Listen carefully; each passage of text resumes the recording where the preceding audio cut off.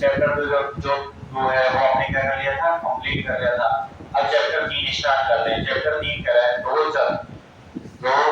चर वाले रैखिक समीकरण योगफल, दो चर वाले रैखिक समीकरण योगफल, pair of linear equation for two variable, pair of linear equation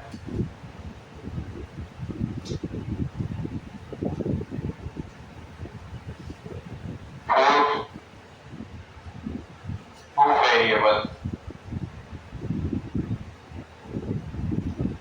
for two variable, pair of linear equation for two variable, यानी दो चर वाले रैखिक समीकरण योग। तो दो चर वाले रैखिक समीकरण योग क्या होते हैं?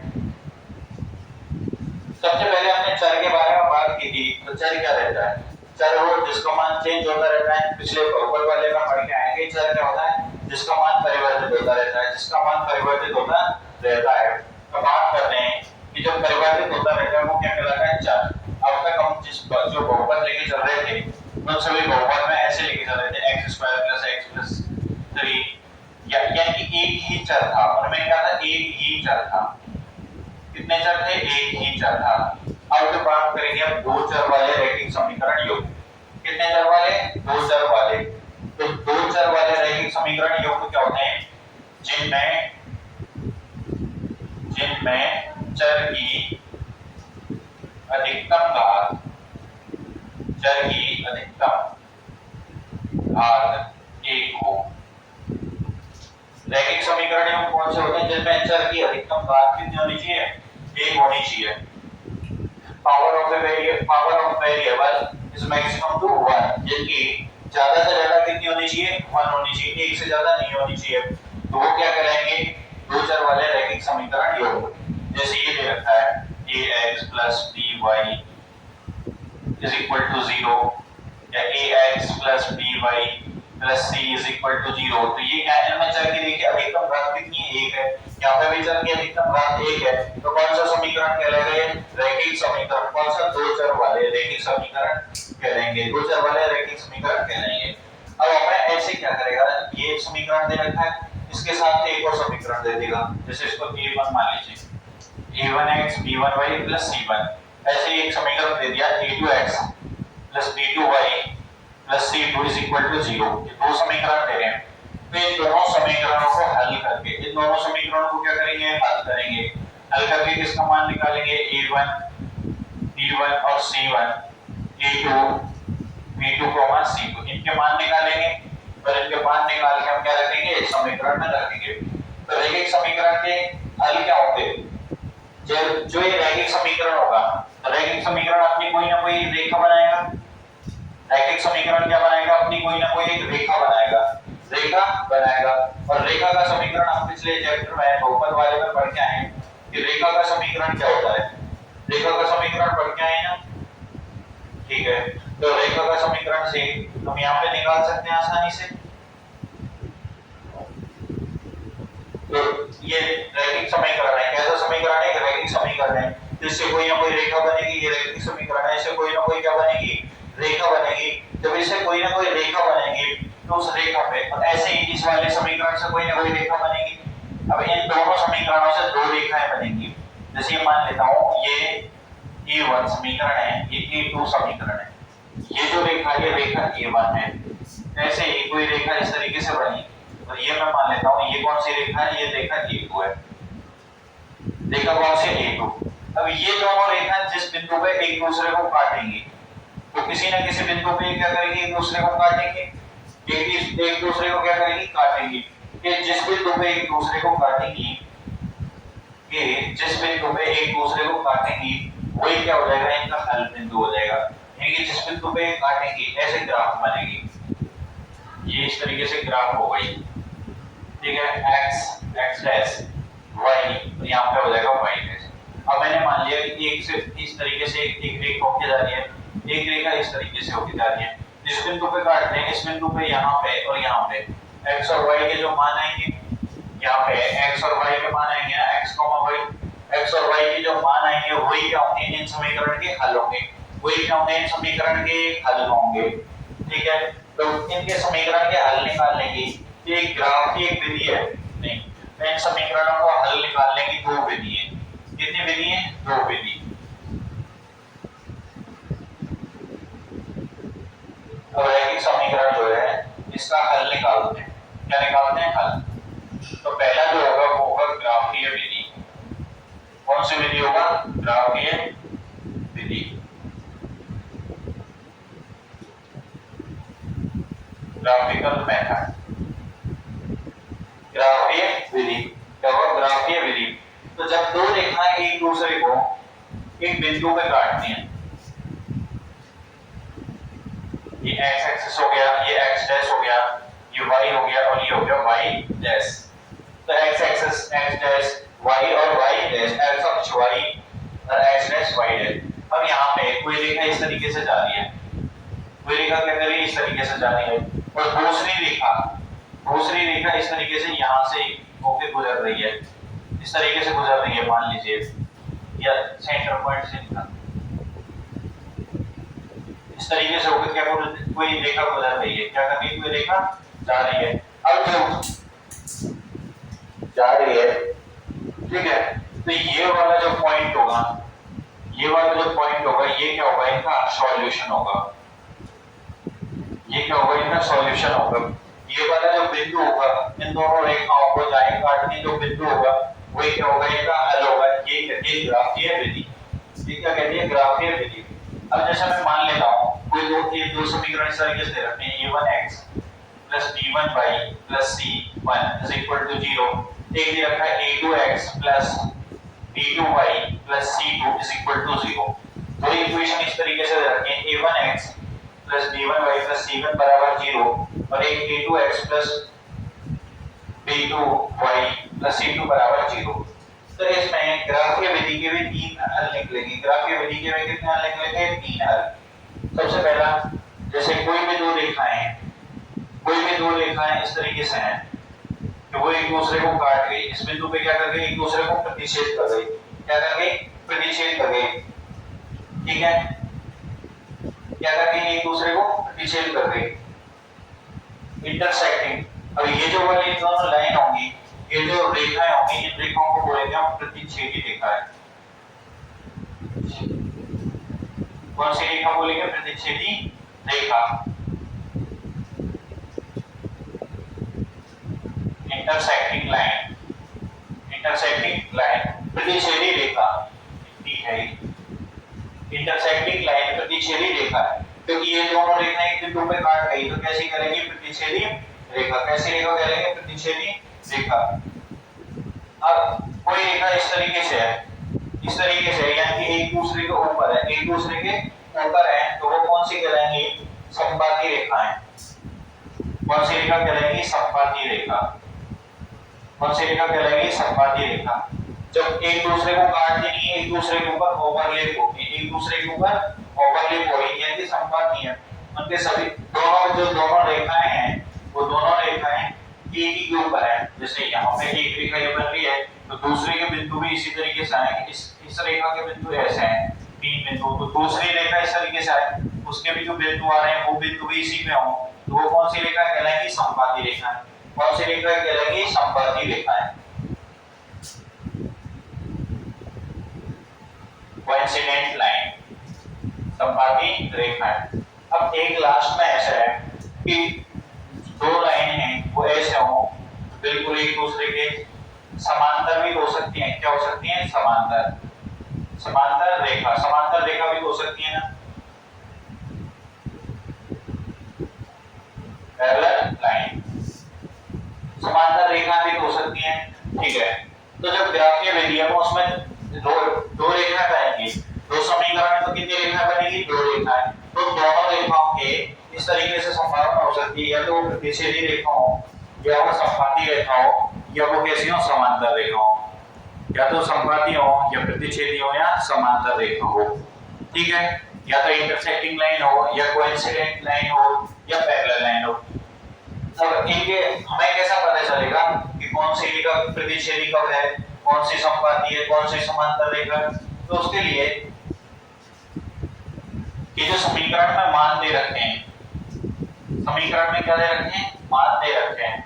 तो इसमें यदि a1 अपॉन में a2 is equal to b1 upon में b2, यानी a1 का मान a1 अपॉन a2, यहाँ से a1 का मान लेंगे, यहाँ से a2 का, इनको इस तरीके से रखेंगे, यहाँ से b1 लेंगे, यहाँ से b2 लेंगे, उन दोनों को इस तरीके से रखेंगे।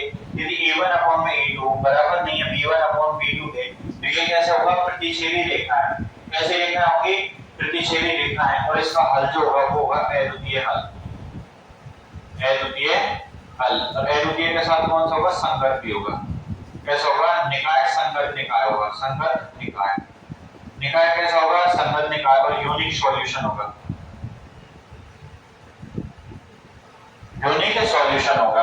और निकाय कैसा होगा, संगत निकाय। कैसा निकाय होगा, संगत निकाय। अब समपाती रेखाओं में बात करते हैं, तो उसमें a1 अपॉन में a2 बराबर होगा b1 अपॉन b2 के, बराबर होगा c1 अपॉन में c2 के। इसमें तीनों जो मान हैं, ये सभी के सभी जो मान हैं, ये क्या होंगे, एक दूसरे के बराबर होंगे। ये एक दूसरे के क्या होंगे, बराबर होंगे। इस कंडीशन में हल विद्यमान कैसा होगा, तो इस कंडीशन में इसके बहुत सारे हल हो सकते हैं। इसके कितने होंगे, बहुत सारे हल, यानी कि अनंत होंगे। क्या होंगे, इसके अनंत हल होंगे। कितने हल होंगे, अनंत हल। और निकाय जो होगा वो संगत निकाय होगा। कैसा निकाय होगा, संगत निकाय। कैसा निकाय होगा, संगत निकाय। और संगत निकाय कैसे होगा, ये आगे जो क्वेश्चन है उन्होंने बताएंगे कि निकाय संगत किस तरीके से निकालते हैं और असंगत किस तरीके से। अब बात करते हैं आगे। यहाँ पे निकाय संगत का मतलब है जो समीकरण योग पाएंगे, समीकरण के जो जोड़े आएंगे वो कैसे होंगे, संगत होंगे, एक दूसरे के संगत होंगे। अब तीसरा जो है समांतर रेखाएं वाला, समांतर रेखाएं में यदि a1 का मान a2 के, a1 अपॉन a2, यहाँ से b1 अपॉन में b2 बराबर c1 अपॉन में c2, यानी कि a1 अपॉन a2 और b1 अपॉन b2 इन दोनों का मान तो बराबर है, लेकिन c1 अपॉन c2 का मान बराबर नहीं है। तो उस कंडीशन में कौन सी रेखा होगी, कौन सी रेखा होगी, समांतर रेखा। और बताइए समांतर रेखा का हल विद्यमान होगा, तो कोई हल नहीं होगा।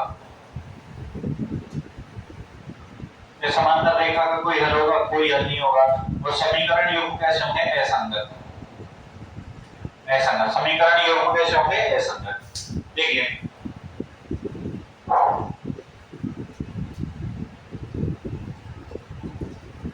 हमें यहाँ पे था कि सबसे पहले दो चरों वाले रैखिक समीकरण योग, दो चरों वाले रैखिक समीकरण योग।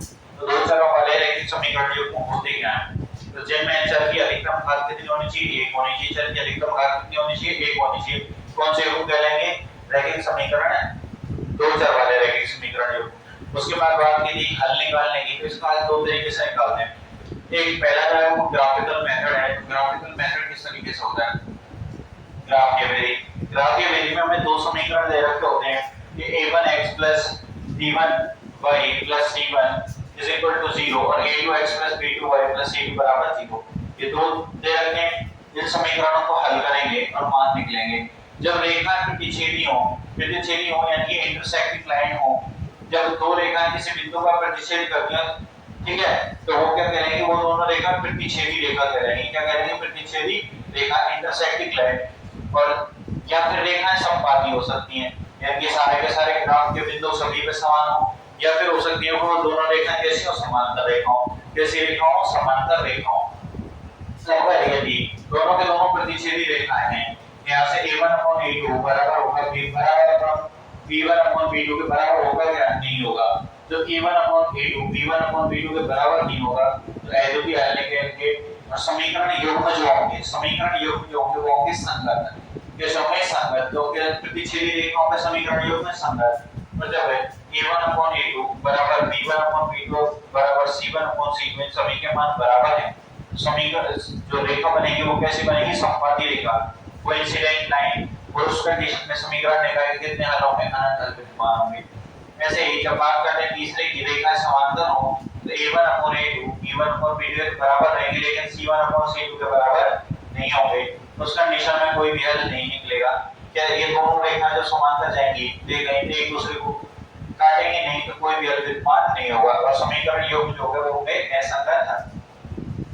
अब हम बात कर रहे थे यहाँ पे प्रतिच्छेदी रेखा, तो ये जो बिंदु होगा ये होगा प्रतिच्छेद बिंदु,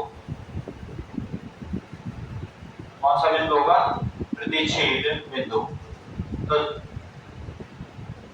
प्रतिच्छेद बिंदु, अब प्रतिच्छेद बिंदु क्या होता है?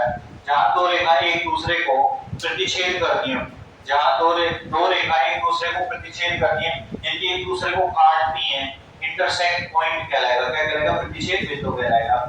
अब हमने ग्राफीय विधि से तो ये निकाल लिया था, ठीक है। ग्राफीय विधि तो सीख गए थे हम निकालना कि हम किस तरीके से ग्राफीय विधि से हल निकालेंगे।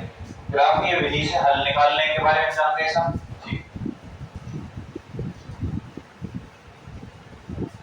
अब अक्षों के बारे में तो जानते हैं ना, ये x अक्ष है, ये x डैश है, ये y अक्ष है और ये है y डैश, x अक्ष, ठीक है। अब x अक्ष जो है यहाँ पे एक पॉइंट होगा, ये यहाँ पे दोनों में लिखा उसे जीरो कहते हैं। क्या कहते हैं? जीरो। कौन सा पॉइंट है? जीरो। अब जीरो के बाद आके देखते हैं, जीरो के बाद यहाँ पे जब चलेंगे वो चलेंगे प्लस वन मान, यहाँ पे x के धनात्मक मान चलेंगे। किसके? x के धनात्मक मान, जैसे 1 हो गया, 2 हो गया, 3 हो गया, 4, इस तरीके से चलेंगे।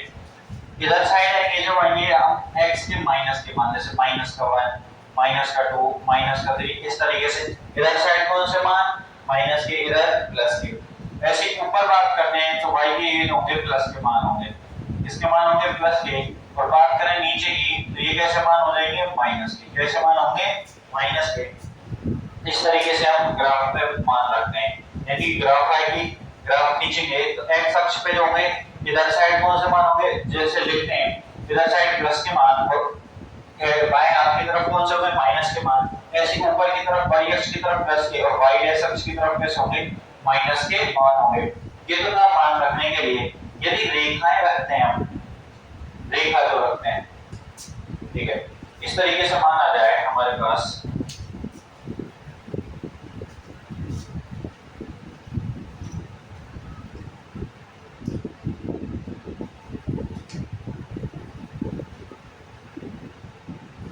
x y x डैश ये हो जाएगा y डैश।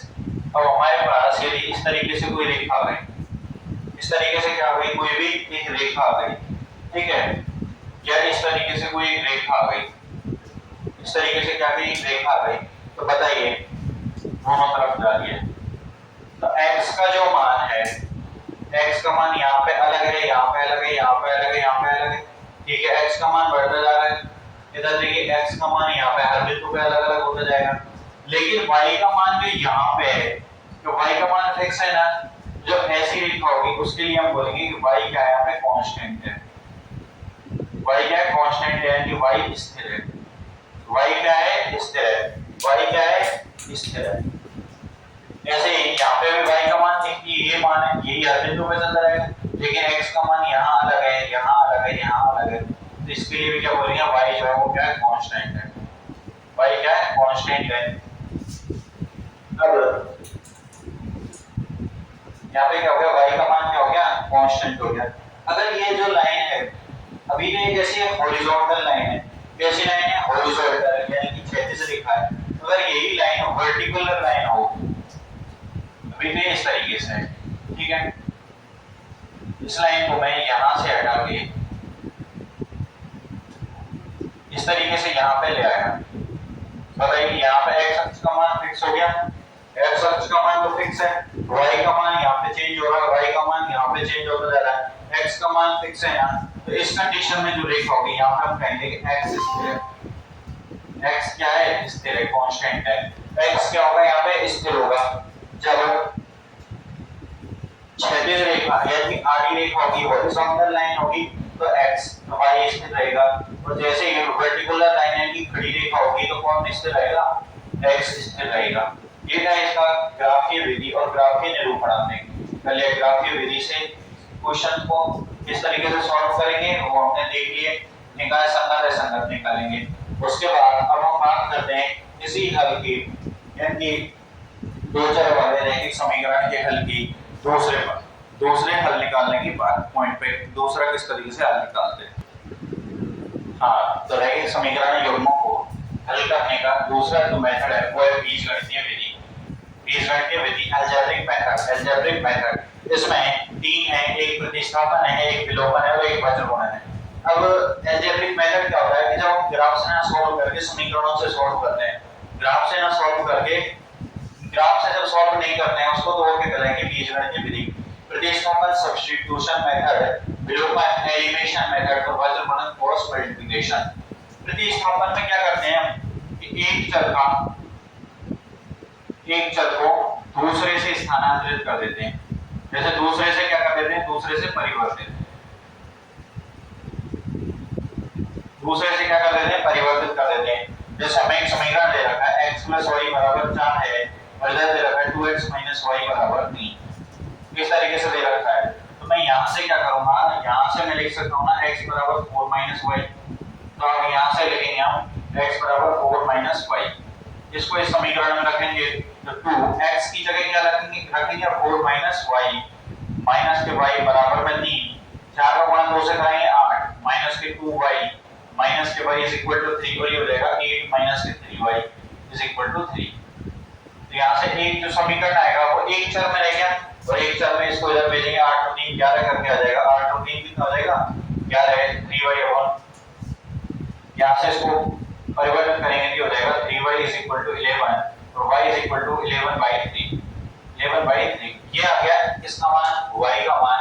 तो y का मान यहाँ रख के x का मान, यानी कि ये जो दो समीकरण देंगे उनमें से हम क्या करेंगे एक चर का मान निकाल लेंगे, एक चर का मान निकाल लेंगे, दूसरे को क्या कर देंगे प्रतिस्थापित, क्या कर देंगे प्रतिस्थापित, यानी कि इधर साइड से इधर साइड इसको क्या कर देंगे प्रतिस्थापन, क्या कर देंगे सब्स्टिट्यूशन यानी कि इसको कर देंगे प्रतिस्थापन।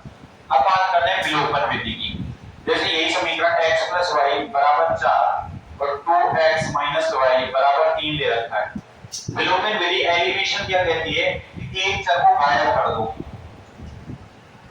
एक चर को क्या कर दो गायब, एक चर को गायब कर दो।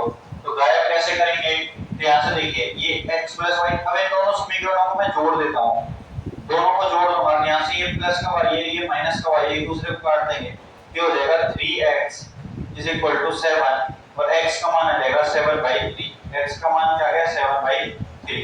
यानी कि इससे हम क्या करेंगे एक चर को बिल्कुल खत्म कर देंगे, इस समीकरण से रखेंगे एक चर को क्या कर देंगे गायब कर देंगे, एक चर को क्या कर देंगे गायब कर देंगे।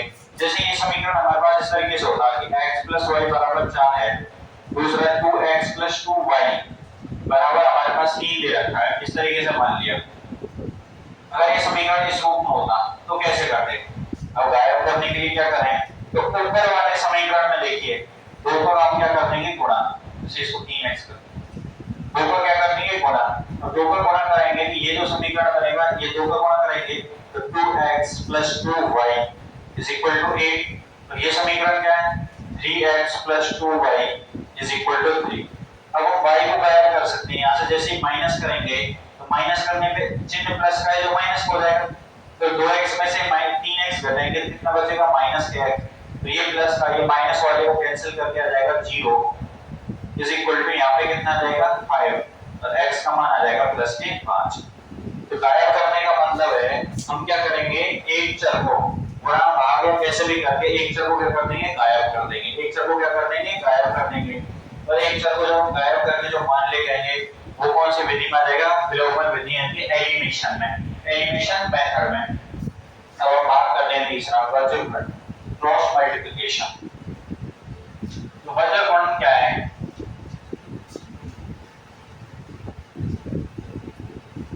जैसे हमारे पास दो समीकरण दे रखे हैं a1x + b1y + c1 = 0, a2x + b2y + c2 = 0। ये दो समीकरण दे रखे हैं। तो वज्रगुणन क्रॉस मल्टीप्लिकेशन कहता है कि मैं यदि इसको ऐसे लिख सकते हैं हम x अपॉन में बराबर y अपॉन में = 1 अपॉन में, x अपॉन में y अपॉन में और यहाँ पे लिखेंगे 1 अपॉन में, इस तरीके से दे रखा है। अब x के फॉर्म में क्या रखेंगे, x के गुणांकों को छोड़ दो, x के गुणांक छोड़ दिए। अब यहाँ से देखिए पहला कौन सा है b1 b2, यहाँ पे b1 यहाँ पे b2, फिर इनको छोड़ दो। अब यहाँ पे क्या गया c1 c2। ऐसे ही y वाले में आएंगे तो y पे y में यहाँ है y को छोड़ो, अब क्या बचा हमारे पास c1 c2 और इधर आएंगे तो a1 a2 a1 a2। अब 1 पे जाते हैं तो यहाँ पे ये c1 वाले बोलेंगे कांस्टेंट, तो कांस्टेंट क्या है, कुछ नहीं है तो इधर से स्टार्ट करेंगे a1 a2 a1 a2, फिर यहाँ से जाएंगे, फिर क्या बचा b1 b2 b1 b2। इस तरीके से क्या करेंगे, रख लेंगे वहां। अब क्या करेंगे, इसका गुणा इससे कराएंगे, इसका गुणा इससे कराएंगे, इसका गुणा इससे कराएंगे, ये होगा x अपॉन में b1 का गुणा जैसे c2 से होगा तो b1 c2 लिख सकता हूं, b1 c2 ठीक है। माइनस का चिन्ह, किसका चिन्ह, माइनस का।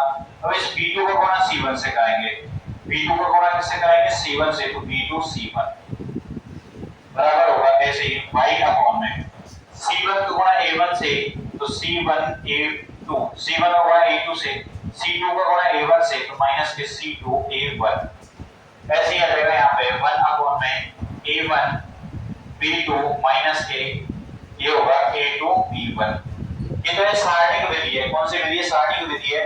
ये आपको 12th क्लास में मिलेगी, 12th क्लास में चौथा चैप्टर जो डिटरमिनेंट का है, इसका डिटरमिनेंट का, उसमें मान निकालना सिखाते हैं। इस तरीके से a b c d इसमें रखें, इसको क्या करेंगे, फिर इसका जब मान निकाल लेंगे सबकी का मान, तो इन दोनों का गुणा कराएंगे, पहले का a b माइनस का साइन ये हो जाएगा b c, ये इस तरीके से मान निकलता है। ये कौन सी विधि है, सारणिक विधि है, डिटरमिनेंट। ये जो विधि है ये होगी वज्रगुणक विधि। अब यहाँ से इनका मान रखेंगे और हमारे पास x y का मान जो है वो आ जाएगा।